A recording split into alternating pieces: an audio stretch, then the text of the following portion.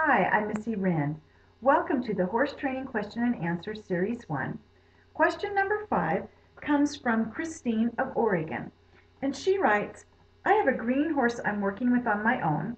I'm trying to get him to hook onto me so he'll follow my lead around the arena with just a rope around his neck and no physical connection to me. When he's on my right, I can get him to go forward, backward, stop, and push to the right, but I can't pull him to the left and keep him hooked onto me. Any suggestions?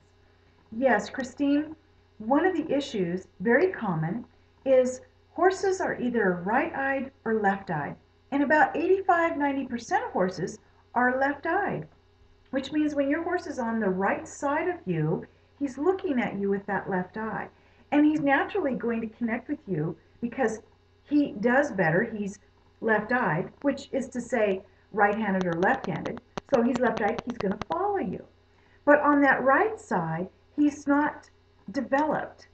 Not that he can't see you, he just needs to get developed. It's like developing ambidextrous for us. I'm right-handed, and it's hard for me to write left-handed or to feed myself, but sometimes it's fun to do. It's entertaining, and it's good to develop my brain that way. And the same for your horse. You want to develop that right side of his brain. So when you're on he's on your left, you're on his right, he'll follow you. So what you want to do is break down your joining, and I call it holistic joining, because for me, holistic joining is the whole horse.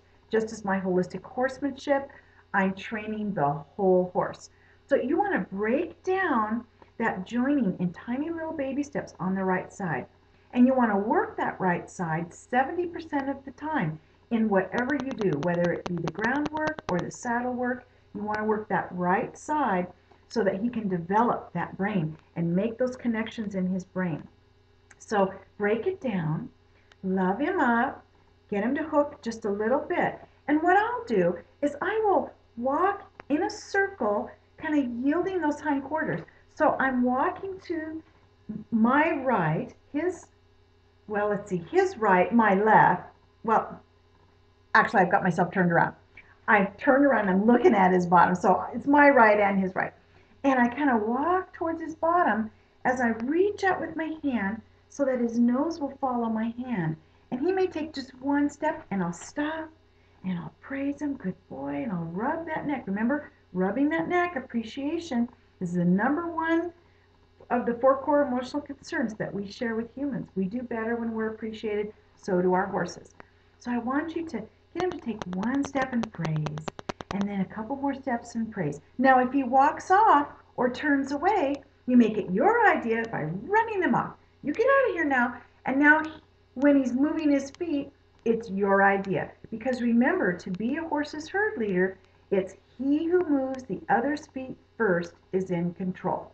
So if you're making it your idea that he's moving his feet, then you are his herd leader, and he will instinctually start recognizing you as the herd leader.